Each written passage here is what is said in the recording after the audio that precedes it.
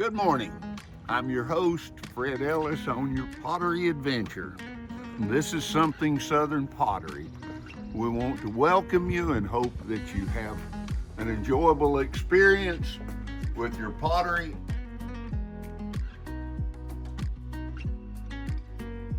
There's Jalen busy at her wheel making pots. Here's Laura, she's sitting in her area decorating the pots.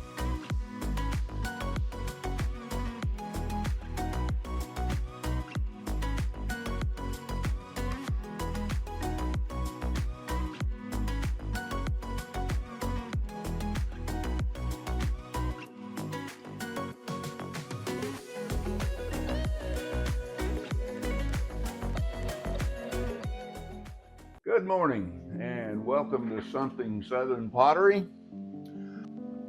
We're going to try an instructional video this morning. As I said, we're going to start right off with throwing on the wheel.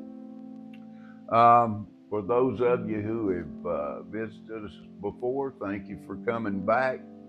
Be sure that you please like and subscribe. Any of you that are visiting for the first time, I hope you find something you can use, or I hope at least you're entertained and enjoy the videos. So the first thing you have to do is get the clay in the center of the wheel. We'll talk about that. We'll discuss how to center. I do a certain way, everybody else does a certain way. We'll talk about each step along the way to produce a pot. So first of all, you have to wedge up some clay. And I've got, I think these are 3-pound balls. We're going to try and make some plates today.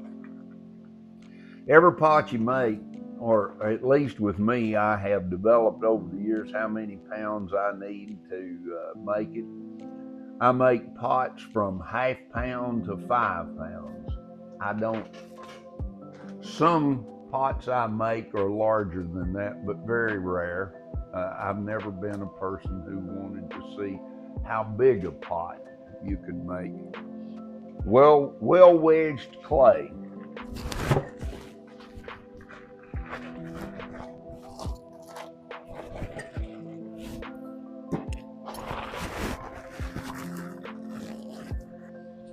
Now what I'm doing now, even though they've been setting for a day or two,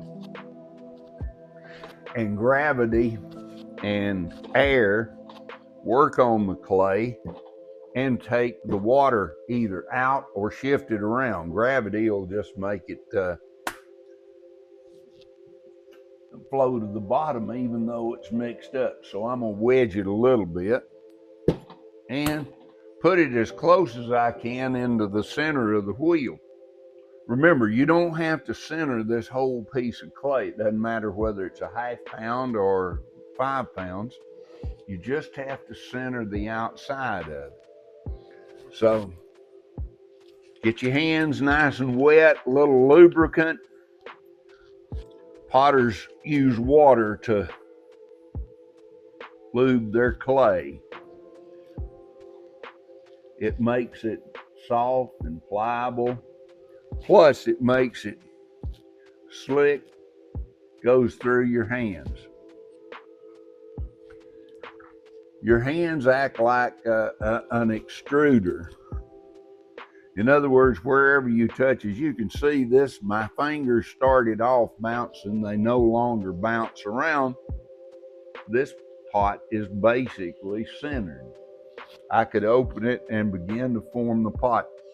Any pot you make on the wheel, this is where it starts, is centering. And I've taken classes with different potters, and all of them taught centering in a different way. So what we're going to do, we got this in the middle of the wheel. It's fairly centered. I use a push-pull method. I use 2 hands to center. I push with the heel of this hand, this solid part right here, and my arm is locked into my belly and my leg, and it pushes the clay with a gentle push. And these fingers, I basically have both hands on the clay. This one touches mostly right here.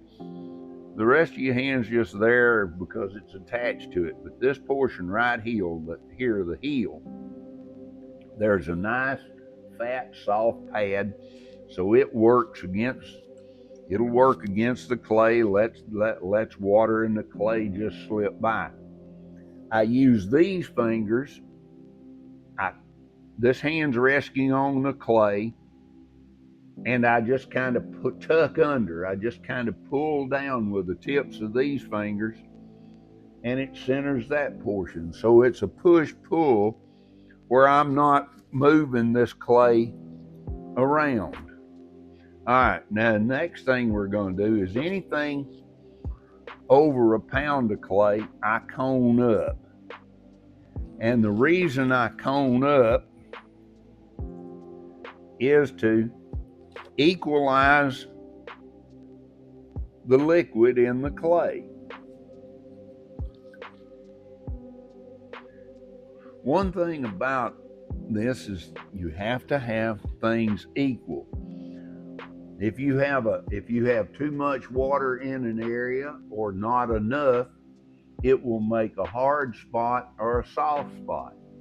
What happens then when you start forming the pot, the area, you're using pressure and you're holding your hands in a certain area, and if it's soft, it'll indent, which means it stretches the clay more because it's wetter using that very same pressure, and you'll throw it off kilter. You'll throw it out of balance.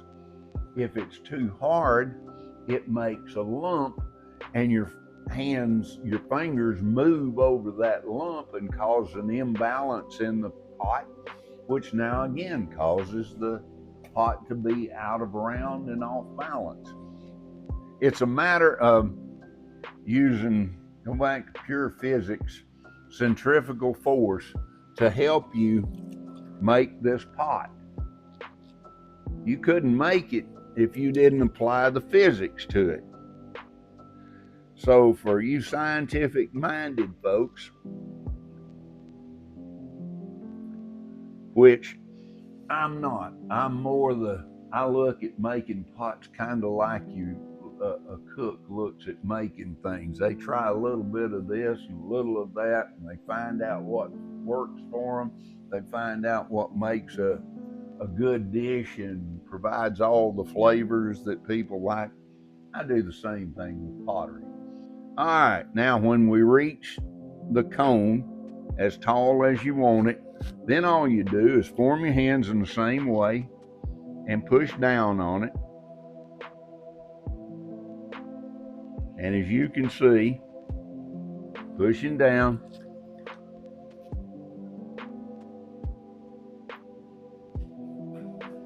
it more or less centers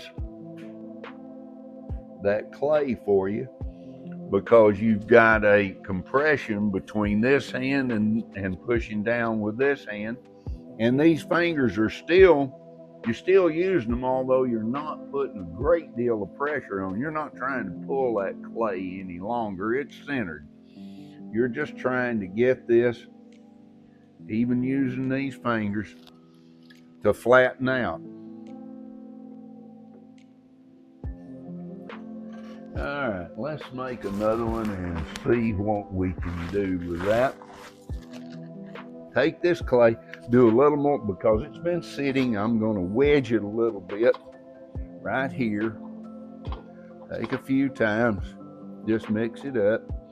And the coning up also helps wedge it on the pot. I get it to where I want it, kind of make a ball out of it.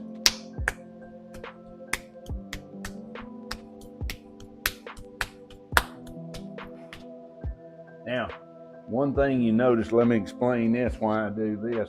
As you can see, I put this on the table, And I kind of do it in a number like this, and I'll show you why. If you see, that makes a nice convex form. No place, when I place it on the wheel, there's no air can get trapped under it. So air also is your friend or your enemy, depending on how you use it. If you get air bubbles in this, you can get voids in your pot full of air. And as the clay begins to dry in the heat of the kiln, it will form steam. And steam has to escape, so it's got to go through the walls of the clay. It's got to go between the particles and escape out. If it's too thick or too thin, it can either cause it to crack or blow out that you have in pots. So now that we have got that on the wheel, the next thing we do, let me add a little bit more water to this.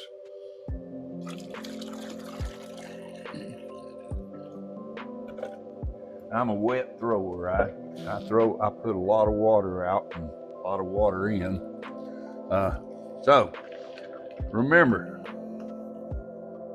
combinations. If you watch my fingers, you'll see that they bounce and then they quit.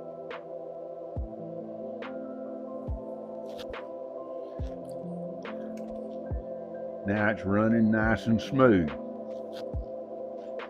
Now what I do, still form my hands the same way. This hand down to the side with this nice fat meaty palm.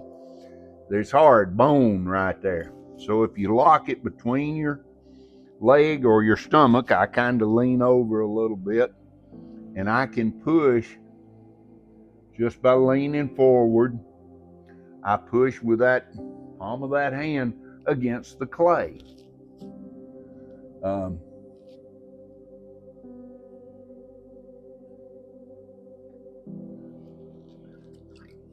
Fingers, tuck them under a little bit.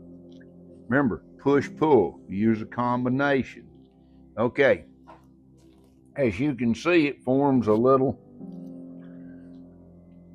indentation here. You see my fingers fit under the clay there. So what I'm going to do is I then use a motion like this. I just kind of like pull my hands together and it will cone it up. It pushes the clay up. Remember, also, I'm using this thumb on top to push down at the same time I'm pushing in and pulling up.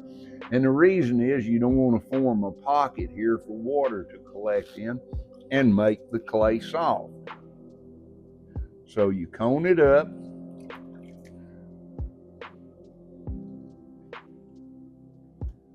The more you cone it, the higher you cone it, the more you have moved the clay particles. And remember, why we're doing this is to move these clay particles around and the water particles and mix them together. We want them to be equal. Remember, equal is your friend. You want everything equal. Water distribution, heat, air, all wants to be as equal as you can make it.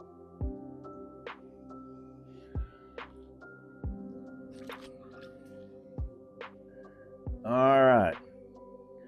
Now we've got kind of a thick pancake there. And thank you. Please like the videos. Follow us on YouTube and Facebook. Check out our website. And we will see you next time. Thank you. This is Fred Ellis for Something Southern. Good day.